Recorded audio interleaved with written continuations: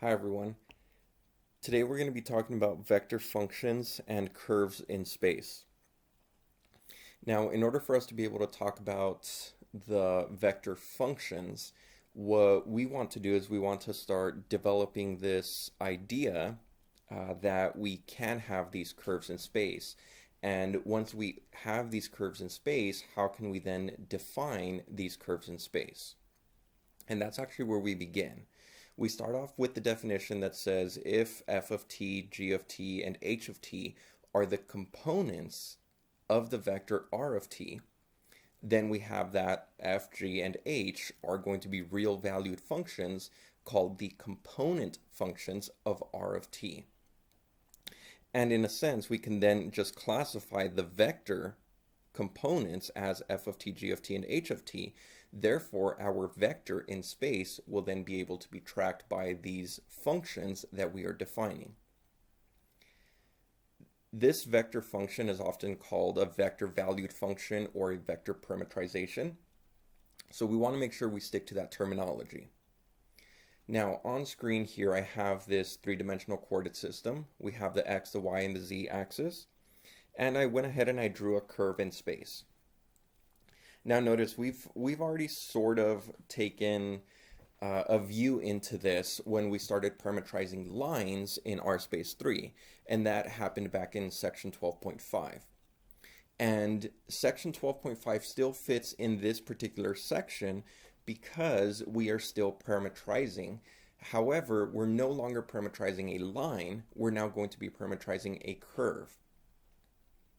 So what I want you to then start analyzing is once we can identify the curve, then we're going to be able to identify the trajectory or the path of an object traveling on that curve.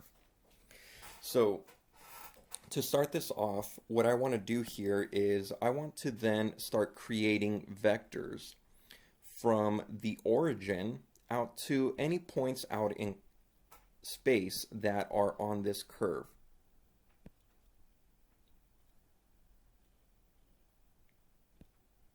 Oops, here we go.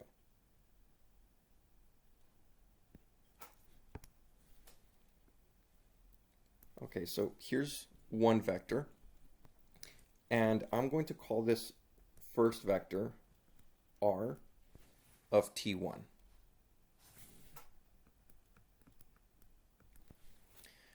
Okay, now if I can keep tracking this object on the curve, then I will be able to shoot another vector, call this vector r of 2, or rt sub 2. And we can keep tracking any object, and any object will then again be able to be tracked by these vectors that we are generating from some origin, or in this case from the origin in RSpace 3. As such. Now, as you're going to notice, you can just keep drawing these vectors, but at the end of the day, it's not the vectors that are making the curve. It's the tip of the vector that is generating this curve. So it's the tip of the vector that you then want to then analyze and say, okay, well, if I find this vector, or if I find this function that will output this vector, then I can possibly track this object along this curve. And remember, that's our overall goal. So at the end of the day, we're only looking at the tip of these vectors to generate this curve. And that's exactly what we want out of this. Now, a different way to analyze the specific space curve is to say that the x component is comprised of some t variable, the y component is also comprised of some t variable, and the z component, once again, is comprised of some t variable. And again, this t variable is known as your parameter. So when we're analyzing these vector valued functions, we need to make sure that we establish which parameter we are working with. Now, oftentimes we see parametrization as this concept that is very abstract and that we've never seen before. But I can tell you we have seen this before, and we've seen it in the form of trigonometry. So what I want you to do is I want you to recall from trig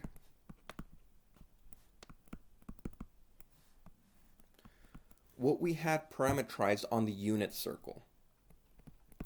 So on the unit circle, we were then able to extract an x value where x was equal to cosine of theta, y was equal to sine of theta. Now again, I want you to pay close attention to this because this is from trig. In trig, we extracted that these values for x and y were really functions that we had developed already in trig, which was cosine, sine, and tangent. And then we said, well, if we place these on the unit circle where the radius is 1, then we're naturally able to extract the x component and the y component. Therefore, in our sense now, we are now creating a parametrization. This can be our curve r of t, which is made up of the x component, which is cosine of t, and the y component, which is made up of sine of t. So in other words, we were dealing with a vector function in R space 2. However, we were presenting it as just an argument between its radius and theta, or the angle measurement between the positive x-axis and that resulting point. Now we can think of this as, well, theta is just a parameter. So if theta is the parameter, then we can naturally just replace that parameter with whatever values we'd like, or whatever variable we'd like. And in that sense, we would just like to identify it as t.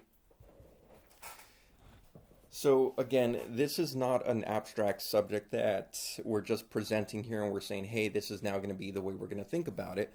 No, this is actually a topic that we're extracting, or that we're elaborating on.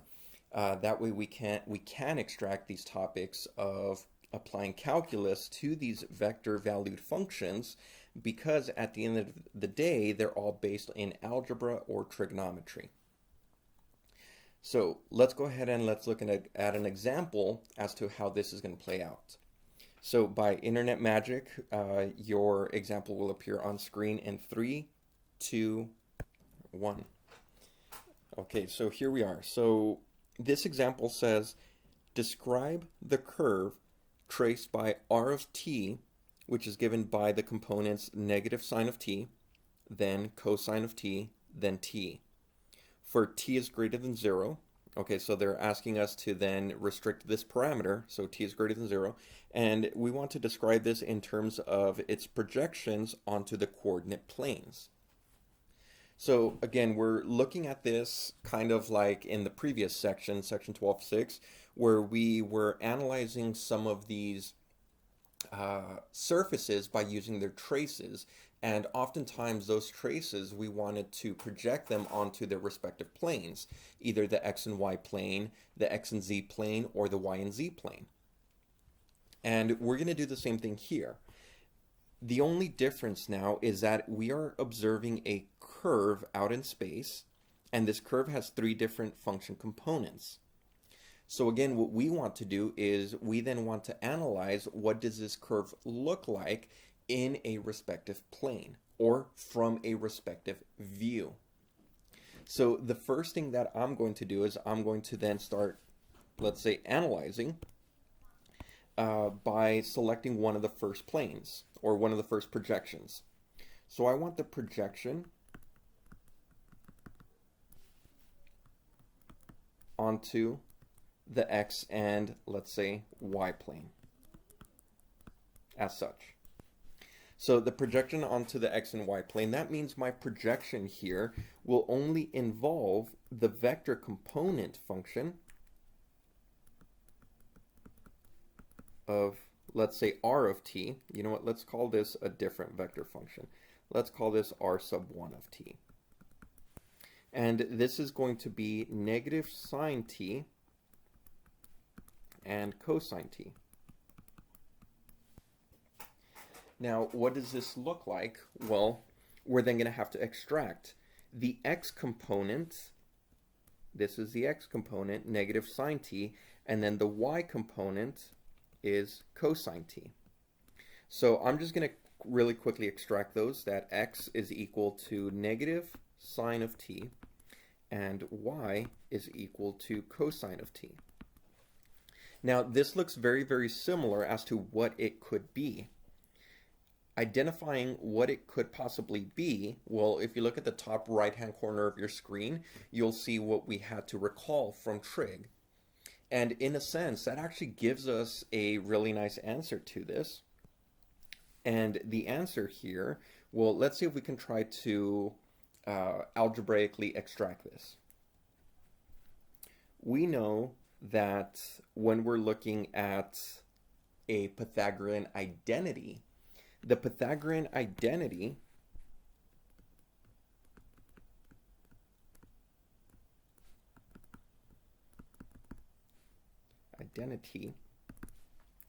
is your sine squared theta plus cosine squared theta is equal to 1. Now, in this particular case, I have sine and I have cosine, so what I'm going to do is I'm going to square those values. That way I can use my Pythagorean identity. So I'm going to take sine squared. So looking at negative sine t, I need to square this. So now I'm going to be looking at x squared is equal to sine squared t. And I'm also going to square cosine. So that's now going to be y squared is equal to cosine squared t. Now, making these substitutions, I have sine squared, which is now x squared, plus cosine squared, which is now y squared, and this is all equal to 1 by my Pythagorean identity. Now, what is this the equation of from algebra? Yes, that is a circle. Awesome. So, in this particular case, we didn't even need to graph this projection, or in this case, this vector curve, simply because we're able to identify that it is a circle of radius 1. However, just to make sure that we get the nice feeling, we're going to go ahead and we're going to graph this just to ensure that we have the values that we're looking for. Okay, here we are. So we have our x and y coordinate system.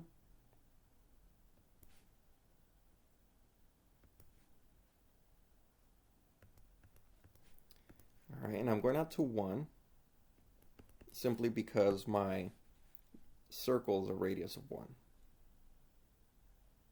There we are.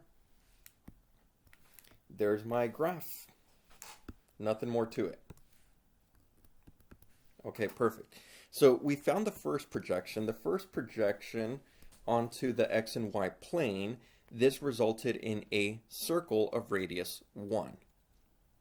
Okay, let's talk about this a little bit more precisely. All right, so here we are. Oops, excuse me. Let's go with circle radius 1. And center as 0, 0. Perfect. Okay, now let's talk about the projection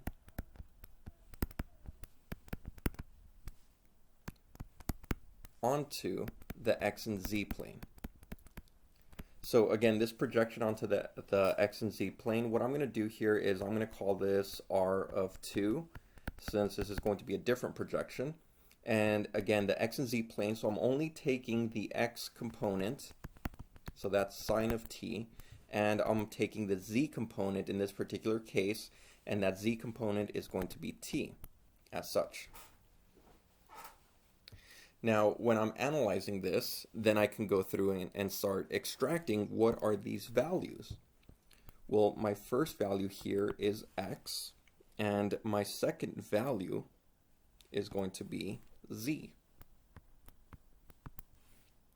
So when we extract this, we get that x is equal to negative sine of t, and that z is going to be equal to t. Well, that leads us into something real nice because now what we can do is we can use substitution.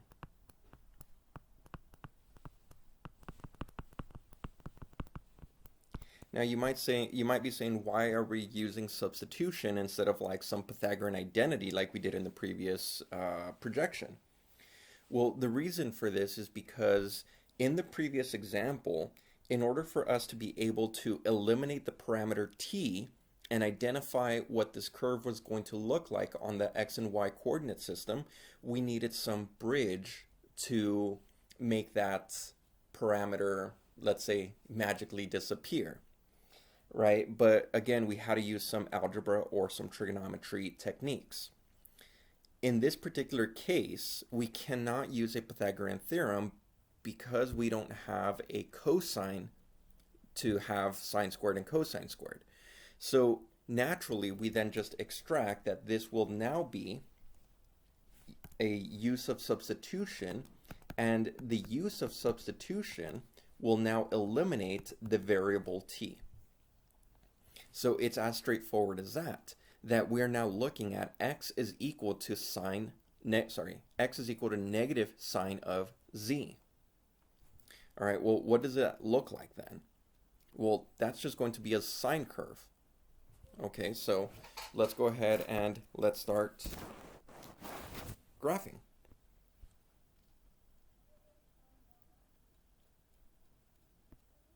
Oops. All right, so here we go. Here's my coordinate system. I have my, let's call this x. And then I will call this one y.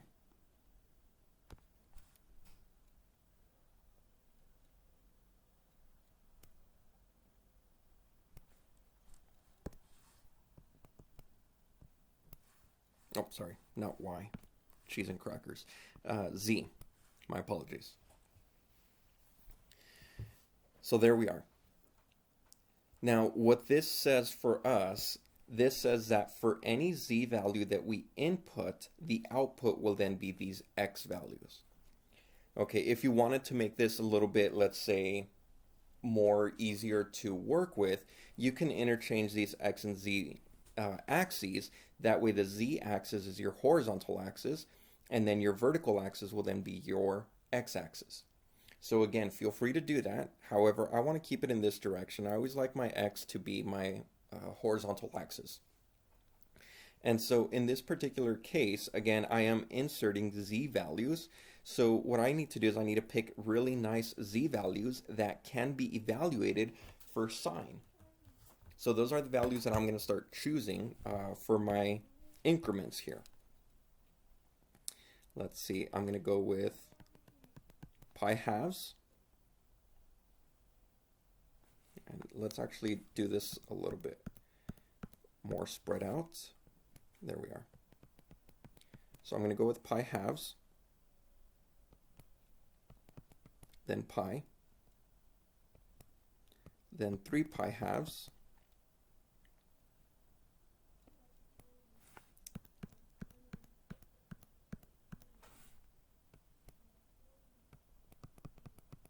and then 2 pi. Okay, and then on the y-axis, I'm just going to increment by 1. There we are. Now remember, t was greater than or equal to 0, so we don't need to go in the negative direction for the z values because we see here that z is equal to t.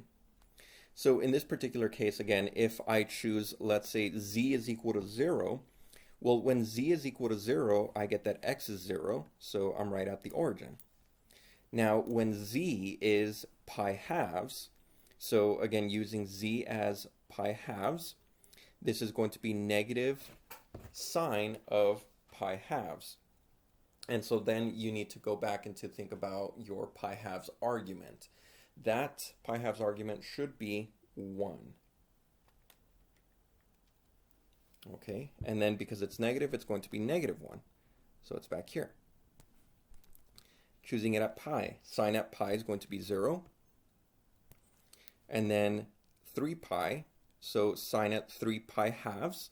Sine at 3 pi halves, that's going to get us -1. But when we multiply by the negative out here, that just becomes +1.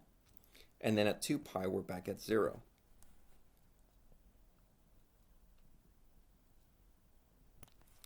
Which means if we're looking at this curve from the y-axis, then naturally we are looking at a projection of the curve onto the x and z plane, and that projection will now look like a negative sine curve. And it's going to be wrapping around that z-axis. So again, that's rather interesting now that we start getting to see this, because now, as we were doing with the surfaces and their projections, we're now analyzing a little bit more as to what these curves are doing in R space 3. So we know from one point of view, this is just going circular. It's going around in circles. Circle, circle, circle.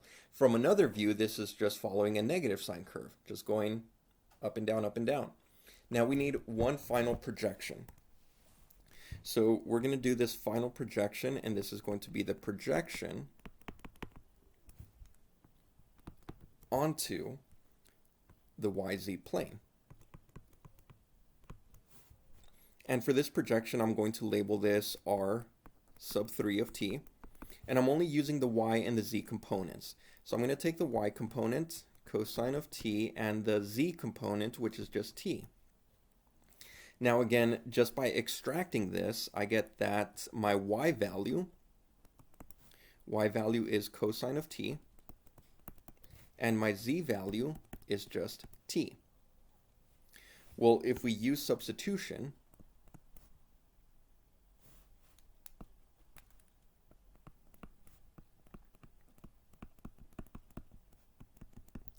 then we can eliminate the parameter, and we get that y is equal to cosine of z. Okay, that looks pretty good then. Well, then we're going to take the exact same approach that we did in the previous problem, and we're going to look at y is equal to cosine of z.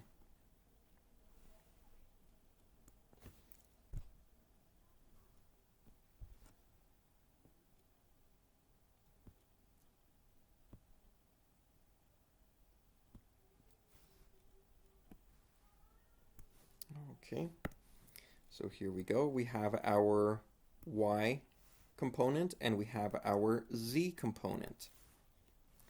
So again, since z is the input in this particular case, I'm going to use that z-axis as my input values. So again, I'm going to be looking for pi halves, pi, 3 pi halves, and 2 pi. Slightly a little bit above that z. It's okay. And then for my y values, I'm going to be looking for 1 and -1. And again, we just go through the inputs. If z is 0, then cosine of 0 is 1, then that means my y value is 1. All right, so pretty good so far. Then we're going to go with pi halves. Well, pi halves for cosine of z, well, that's going to get me 0. So I should be at this particular point. Awesome. Okay, and we can keep going in this particular case, or in this particular way. Okay, so for the next one, cosine at pi. So cosine at pi should get us -1. We're back here at -1, 3 pi. So cosine should get us 0. And then at 2 pi, cosine should get us 1. And so this curve now looks like the cosine curve that is being wrapped around the z-axis. Okay, so now using all of this, we now want to project, or we want to then start analyzing what type of curve could this possibly be in R space 3. Well, that's actually really nice, because when we then start analyzing this, we then start putting all this together, saying that from one projection or from one view we get a circle, from the others we get some sine or some cosine view. Well, let's follow that onto GeoGebra and see what we get. All right, so here's one view. We're viewing this onto the X and Z plane, sorry, onto the X and Y plane. And so again, it looks like a circle. Now we're going to view it in front of the X plane. Okay, so we get here to see the YZ. Notice the YZ plane was the last plane that we did, and that looked like a cosine function. Let me actually restrict this function for the values beginning at 0 instead of negative 2 pi. So here we are. There we are. So here's that curve that we were looking at. And now we want to look at one more view, and that last view was from the y-axis looking onto the x and z plane. Now if we do this, let's view it from back here, there we are. Then again we get this negative sign curve, which is the curve that we were analyzing on our paper. And what this curve now looks like in R space 3, well, this curve looks like a helix. And it's wrapping around the z-axis, as you can see on screen. So those different projections, they give us different views into what these curves are doing, and more importantly, we're then able to piece together what this curve looks like without using these technology tools to try to anticipate what it could be. All right, so here's that example. Awesome. Let's now go back and let's work on a different example. All right, so we want to work on one more, or a few more examples, but one of the first ones that we're going to work on is this. That we want to parametrize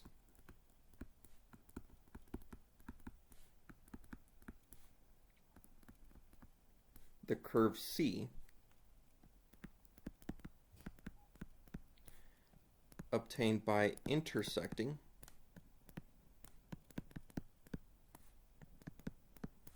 the surfaces x squared minus y squared is equal to z minus 1, and x squared plus y squared is equal to 4. So again, now we're starting to look at this, and we're now starting to identify what it is that we have for these parametrizations, and more specifically, what it means to intersect two surfaces.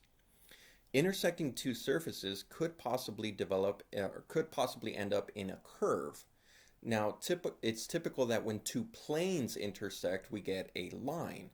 And we went through section 12.5 and figuring out what was that parametrization of the line, or in other words, the equation of that line.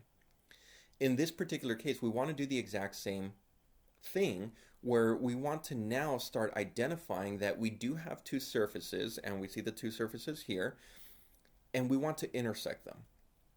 Now, really quickly, before we get into that whole intersecting of the surfaces, I want you to identify what type of surfaces we have here. That way it could kind of get us a general idea of what we might be looking at.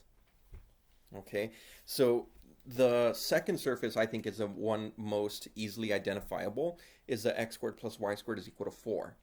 That's going to be a right circular cylinder with a radius of 2. And it's going to be elongated. In other words, its openings are going to be along the z-axis. And then we have the other surface, x squared minus y squared is equal to z minus 1. Now, you then have to think about what is this going to be.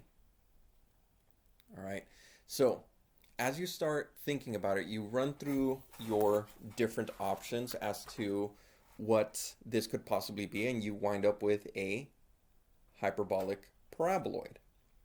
So once we identify that we have this hyperbolic paraboloid, we then say, okay, well, that was the one that Mr. Castro was saying that looked like a Pringle chip. So imagine then just taking the edge of that Pringle chip. More specifically, imagine then taking a circular cutout of that Pringle chip. That is what we're looking at here. And we want to then parametrize that outer edge. In other words, that intersection. So let's go ahead and let's start trying to analyze this. I'll show you the intersection once we're done with the problem. So here we go. What I want to do is I want to start by parametrizing this specific cylinder projected onto the project as a view from the z-axis. So I'm going to take this as a projection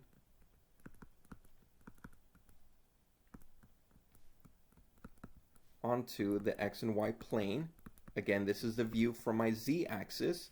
Now the projection onto the xy plane, well, I have a circle, and that's my x squared plus y squared is equal to 4. And I can use my process that I did before in looking at my x and y components and its radius. I can extract a circle in vector form. So in order to do this, we then start extracting that. Well, what's going to be the x component if we want to meet the Pythagorean theorem? All right, so, or the Pythagorean identity. So in that particular sense, I'm going to let x be equal to the radius times cosine of the parameter. Y is going to be 2 times sine of the parameter. Now you can go through and verify if you square these components and if you add them together, you will get 4 because of the Pythagorean identity.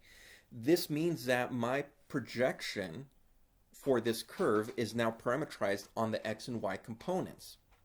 Now remember, these surfaces are then intersecting. So if they're intersecting, then on this projection that I'm looking at must have the exact same components that we found. So what I'm going to say then is I'm going to say substitute this. So substitute these into the next surface equation that we have, because at the end of the day we want to find a parametrization for the curve. And this curve is going to be in R space 3, which means we need a parametrization for the 3 different components, the x, the y, and the z. So far we've developed an x and y component parametrization. All we need is a z parametrization. So the x value that I found here was 2 cosine of t quantity squared minus 2 sine of t quantity squared is equal to z minus 1. All right, let's keep going. Well, this now turns into, the left side now turns into 4 times cosine squared of t minus sine squared of t plus 1 is equal to z. And this is where we now found that z component. But remembering trig, we know from trig that this particular piece inside of the big parenthesis, that means that cosine squared theta minus sine squared theta is equal to cosine of 2 theta. In other words, it was a double angle.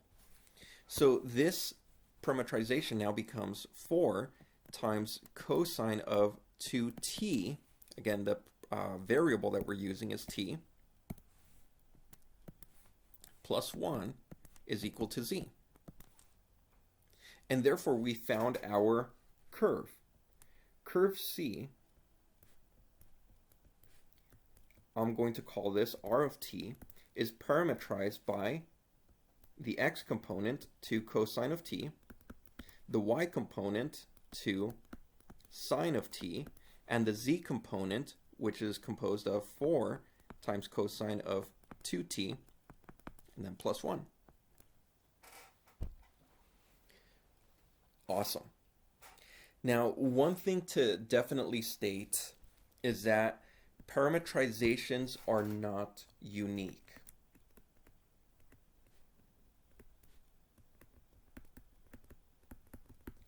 So parametrizations are not unique. In other words, we could find a different parametrization for this curve and it would still work. So we don't have to limit ourselves to thinking about how the Pythagorean identity works out, or how the double angles, or what were they. They definitely help. So don't get me wrong, they definitely help, and they definitely help paint and extract a better picture. However, if you have different techniques, maybe different algebra techniques, maybe by substitution or by elimination, then you can try to possibly anticipate what could be a parametrization that works. If you found one that works, great. That's a different parametrization that still works. So keep that in mind. Now, also keep in mind that let's say you're doing a homework problem, and if everybody turns in the same answer for the homework problem, chances are you either looked it up online, or somebody set out a solution, something along those lines. Especially if you can use different forms of parametrization techniques to extract that. Now, one of the other items that we want to look at is a limit. So if r of t is equal to the vector components f of t, g of t, and h of t, then we can take a limit as t is approaching the value of a for this vector valued function. Now, what does that mean? Well, let's go back to this nice drawing that I had at the very beginning. And this particular piece now says, well, if we're looking at a limit, well, the limit as your t values are approaching some a value. So these t values are now going to be approaching an a value. That means these vectors are then converging on a certain a value as your t values are getting closer and closer and closer to it. Now, that's going to be nice, because then that definition still extracts from Calc 1, that when we're looking at the limit of this vector valued function, individually or component-wise, we then get to take those limits of those real valued functions. And that's going to be for g of t, and the limit as t is approaching a for h of t. Now, again, this is provided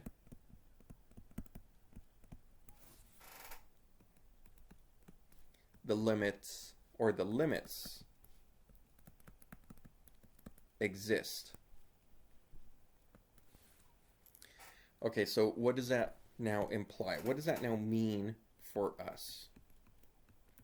Well, for us, let's say we want to find the limit as t is approaching 1 for the vector that is made up of t squared minus t divided by t minus 1. This is going to be in the I component, so that's your first component. The square root of t plus 8 in the j component, and sine of pi times t divided by natural log of t, and that's going to be in the k component. So identifying that we need to take this limit, we're going to take this limit component by component. In doing so, we then get the limit as t is approaching 1 for the first component. That's going to be t squared minus t divided by t minus 1 in the I component, plus the limit as t is approaching 1 for the square root of t plus 8 in the j component, and then finally the limit as t is approaching 1 for sine of pi t divided by the natural log of t in the k component. Okay, here we go. So let's try direct substitution. For the first component, that's for the x component, you're going to see that substitution doesn't work because we're left with indeterminate form. But since we're left with indeterminate form, we can use L'Hopital's rule. L'Hopital's rule here says that we can take the derivative of the numerator and the derivative of the denominator individually, not using the quotient rule, and then just substitute the limit once we've done that. That's one option.